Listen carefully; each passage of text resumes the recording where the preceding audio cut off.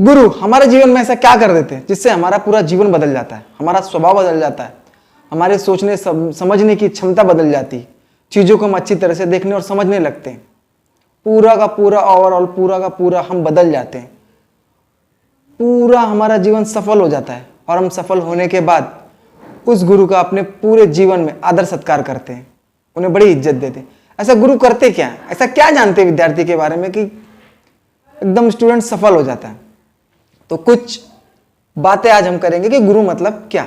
नमस्कार दोस्तों, मैं सत्यम वर्मा आप लोगों का अपने YouTube चैनल पर स्वागत करता हूं। गुरु मतलब गुणों को निखारने की क्षमता रखने वाला व्यक्ति। आप में जितने भी गुण भेजे गए हैं उस प्रकृति के द्वारा या कह लो उस भगवान के द्वारा, जितने भी गुण आप में मौजूद है वो सारे के सारे गुण निखारने का काम करते हैं गुरु जी। गुरु जी को मालूम है कि आप में कौन सा गुण प्रचुर मात्रा में भरा पड़ा है, बस उसी गुण को निखारते हैं गुरु जी और आप सफल हो जाते हैं। गुरु को बराबर मालूम है कि विद्यार्थी में कौन सी फोर्स कितने टाइम तक रहेगी और वो फोर्स कितने पावरफुल है, उसे किस तरह से दूर करना है, ये पूरी की पूरी साइकोलॉजी गुरु जी जानते हैं। इसलिए गुरु कहलाते हैं। जितने भी गुण हैं, कैसा भी गुण है, अगर उस गुण में कोई भी ऐसी क्षमता है जो आपको सफलता दिला सकती, तो बस गुरु जी उसी क्षमता पर काम करते हैं, या कह लो कि उस गुण को निखारने के लिए जो क्षमता चाहिए उस पर काम करते हैं। अब थोड़ा यह जान लें कि गुरु जी काम कैसे करते हैं। कोई भी टीचर अपने स्टूडेंट को सुधारने के लिए काम कैसे करता है। एक एग्जाम्पल बताता हूं आपको। एक आश्रम में 4 शिष्य थे। 4 शिष्य किसी गहरी बात पर चर्चा कर रहे थे और वो विषय था स्त्री के प्रति लगाव। आचार्य को ये बात पता चली। आचार्य ने चारों शिष्यों को बुलाया और आदेश दिया कि इस आश्रम में सबसे सर्वश्रेष्ठ विद्यार्थी वही होगा जो स्त्री के प्रभाव से दूर रहेगा। अब चारों में होड़ मच गई कि आश्रम का सबसे प्रतिष्ठित शिष्य मैं ही कहलाऊंगा। अब सब जन इसी कार्य में लग गए, पढ़ाई करने लगे, समय पे समय जो करना चाहिए वो करने लगे। अब एक दिन वो आश्रम के बाहर टहल रहे थे। टहलते टहलते किसी नहर किनारे चले गए। वहां देखा कि कोई लड़की डूब रही है। अब चारों बड़ी दुविधा में पड़ गए कि गुरु जी ने तो मना किया है कि स्त्री के प्रभाव से दूर रहो। अचानक एक विद्यार्थी ने उस नहर में छलांग लगा दी और उस लड़की को बचा लाया और ठीक से करके लड़की को छोड़ दिया और लड़की भी अपने घर चली गई।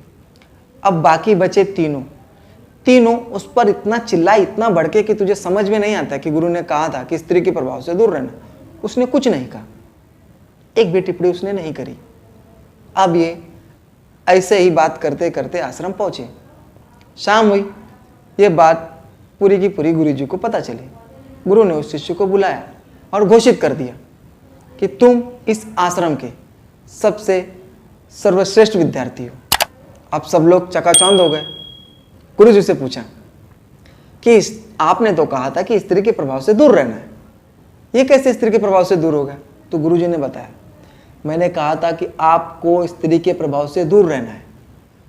उस लड़की को इसने बचाकर अपने कंधे पर रखकर उसे सही सलामत छोड़ दिया। वो लड़की अपने घर चली गई, ये अपने आश्रम आ गया। लेकिन तुम लोग उस लड़की को उस नहर से उठाकर इस आश्रम तक लेकर आए।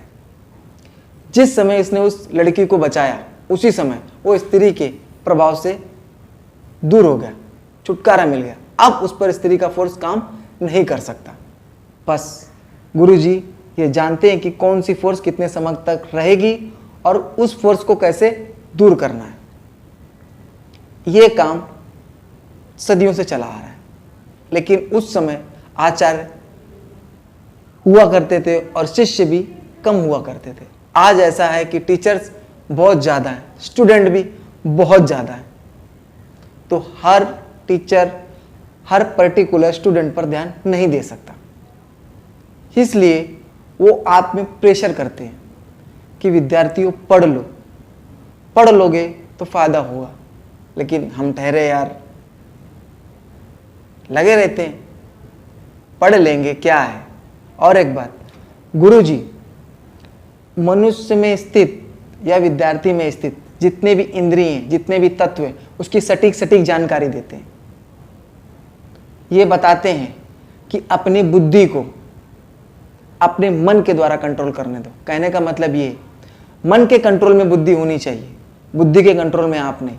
मन के कंट्रोल में बुद्धि होगी तो आपकी बुद्धि का विस्तार तुरंत हो जाएगा। यदि आप अपनी जिद से बुद्धि का विस्तार करना चाहेंगे तो बिल्कुल नहीं होगा, आप फेल हो जाएंगे, हर क्षेत्र में फेल हो जाएंगे।